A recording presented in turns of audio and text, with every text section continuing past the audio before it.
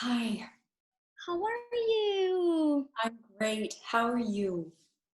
I'm fine. It's an odd thing. I've talked to a couple other breast cancer survivors, and some of them also feel very reminiscent of when they were going through illness like this, where you lost your work and you weren't having contact with people, and it's an interesting time for sure. Difficult. You're a woman that wears many hats. So you're an opera singer all over North America and Europe. You're an educator. You teach many of Canada's bright stars. So how has your world changed as a result of COVID? I think the most dramatic change is that people in the arts are generally speaking extroverted. You become forced to be in an introverted type of world. Training programs, summer programs that I was to teach at this year that have all canceled. One of them has asked if I would consider doing my master class and some teaching online, and I have agreed. So we'll see how that manifests itself. And it was weird. It was like this line of, I'm waiting for this to fall. Yes, there it goes. And you just kind of go, okay, I've got three things left. Nope, nope.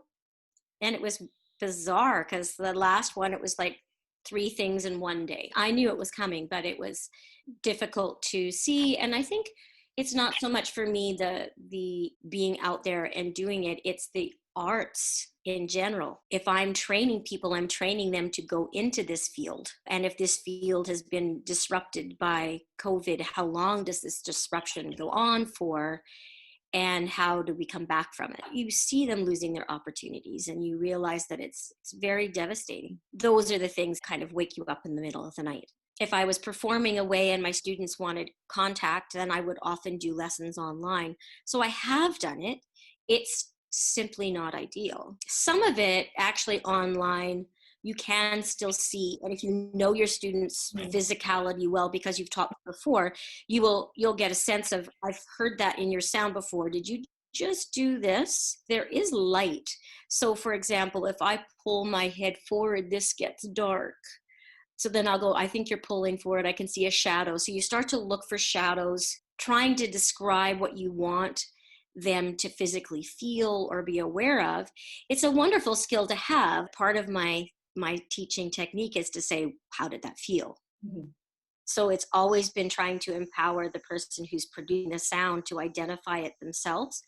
And this will actually fall on the students quite a bit. There's a great deal of responsibility for them now to take some ownership over what they feel, hear, sense. But the kind of polishing work, you had an interview with Kinza. Yes. Yeah. And she was talking about it being karaoke and that there's none of that moment to kind of feel what the other person is doing and respond to their breath or to the amount of rubato they take in a phrase because you're not present with them. Right. And unfortunately, that is not what we're wanting to teach at a master's level. You're actually looking for that communication skill. But if we're taking that skill away, that makes it really, really hard. How do you think opera is going to move forward? I honestly think that we are going to go back at some point to something that is what we have seen before. Mm-hmm. I think that the spaces in which we perform and the backstage areas in which we perform or travel through, we will be talking about how those are cleaned, how those are maintained, people coming into a concert hall, what is that like? But singers, we're all terribly paranoid people. Someone comes in with the slightest sniffle and we're like, why are you here?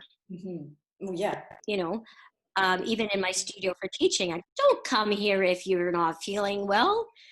I feel like we will return to something that is normal.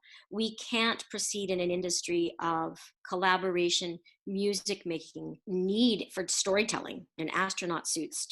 A couple of years ago, you received the Order of Canada. I was quite surprised, to say the least.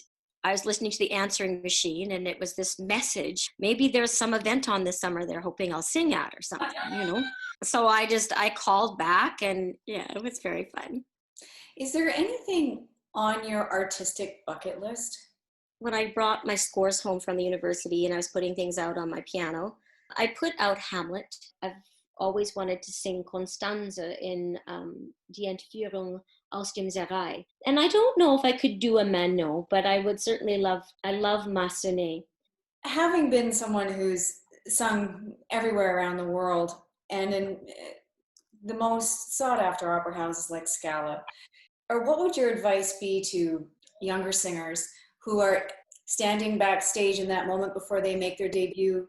Your practice is what makes you relax. It's the work that you've done before you get there that you have to rely on, and you just have to relax and kind of remember, I've practiced for this. This is, I know what I'm doing.